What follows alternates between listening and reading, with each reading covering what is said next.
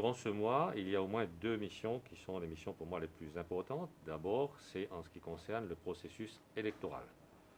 La rectrice donc m'a chargé de remettre sur les rails ce processus électoral, de faire en sorte que ça se passe dans la légalité, et cette légalité sera surveillée, comme elle vous l'a dit, par l'Académie en relation, en interaction avec le ministère. Donc ça, c'est déjà la première mission. La deuxième mission, c'est de faire en sorte d'expédier les affaires courantes. Et là, en ce qui concerne les affaires courantes, nous avons un certain nombre de chantiers, et ce sont des chantiers qui sont extrêmement urgents.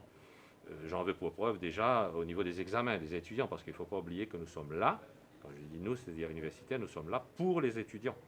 Et il faut faire en sorte d'éviter qu'il y ait de la souffrance de la part des étudiants, des interrogations de la part des étudiants.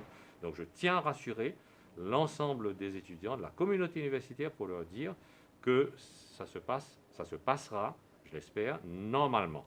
Ça veut dire que les examens auront lieu, il n'y a pas de souci de ce côté-là. Voilà déjà une affaire courante. Il y a également le processus d'avancement de carrière des collègues.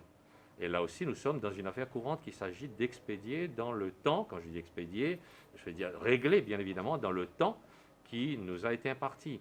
Il s'agit de préparer également la rentrée universitaire. Et tout ceci, bien évidemment, dans un environnement que vous connaissez bien, c'est-à-dire un environnement marqué par la crise sanitaire, avec les incertitudes que cela comporte.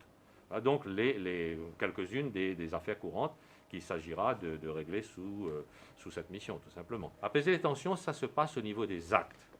C'est-à-dire quels sont les actes. On attend de moi, et je le dis et je le répète, une grande objectivité et une grande neutralité. D'abord, c'est à moi de faire preuve, on m'attend là-dessus bien évidemment, de cette grande neutralité pour la conduite de ces opérations. Et c'est au travers justement des actes que je vais mettre en place que l'on me jugera et que je serai capable en quelque sorte d'apaiser ces tensions. Ce n'est pas au travers simplement de déclarations et de paroles, mais aussi au niveau des actes tout simplement. D'ailleurs, dès demain, je pense que les invitations sont déjà parties ou devraient partir très rapidement. Dès demain, nous allons inviter déjà les premiers intéressés, c'est-à-dire les membres des différents collèges du conseil d'administration, avec Madame la rectrice, pour leur expliquer le sens de cette nomination et quelles vont être bien évidemment les missions qui me seront dévolues tout simplement. Ça aussi, c'est une façon d'apaiser ces tensions, c'est-à-dire de mettre la communauté universitaire au courant de cette nomination et des missions que je vais exercer.